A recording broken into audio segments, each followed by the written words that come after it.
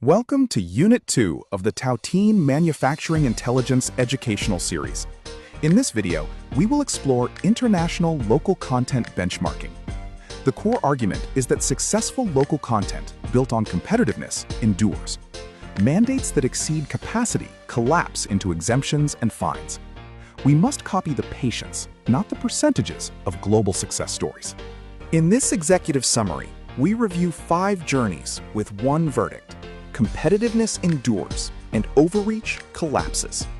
The world has already run this experiment. Saudi Arabia must learn from the patience shown in successful examples, not just the mandated percentages. This scorecard summarizes 5 global local content experiences. Depth endures where it is built on competitiveness, but collapses where it is mandated beyond capacity. Norway and Korea rank highest in durability, while Brazil is the lowest. The key difference lies in whether depth was earned or decreed. Focusing on what works, the 2 enduring successes are Norway and Korea. We'll explore the common thread that made their localization efforts last. Norway and Korea built depth on competitiveness, which is why it survived the removal of mandates. Norway achieved 50 to 60% local content in field development and 80% in operations over 20 years. Korea reached 70 to 80% of components by 1990 and 90% of demand by 2019.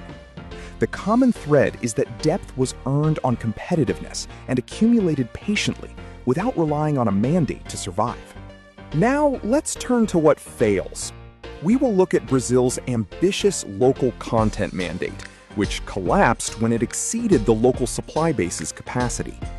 Brazil mandated up to 85% local content, but this commitment retreated to 18% when capacity failed to catch up. The mandate rose faster than the supply base could build capacity. This situation created an untenable cost burden, especially after the 2014 oil price crash.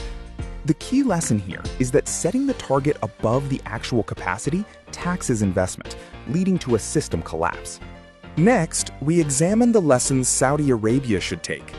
The domestic success of IKTVA proves the model works locally, transforming 5 global lessons into concrete Saudi policy levers.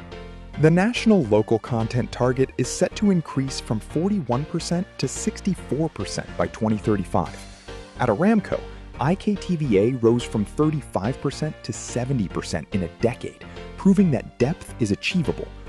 Turkey is a non-oil and gas localization example, achieving 50 to 70% local content in manufacturing through attracting FDI and developing a supplier ecosystem.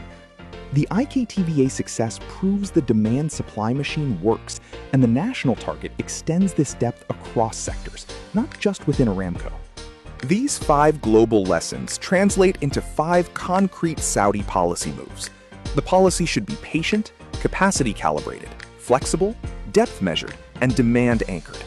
This includes setting added value boundaries that increase with proven capacity and building flexibility from day one with pre-designed exemption gateways.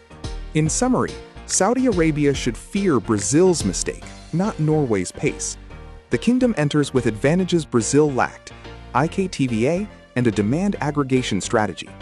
The key is to calibrate based on proven capacity, build flexibility early, and measure captured value, not just volume. Avoid decreeing depth too early before the capacity is there to support it. Here are the sources and methodology used for the data presented in this video, including references for Norway, South Korea, Brazil, IKTVA, and Turkey. Reflecting on the contrast between Norway's market-driven depth and Brazil's mandate-heavy trap, consider this. In your sector, will an ambitious local content mandate build genuine capability or simply generate exemptions and fines? Where is the realistic ceiling for local content? The single lesson is this: copy the patience, not the percentages. Depth earned on competitiveness endures, while depth decreed beyond capacity collapses.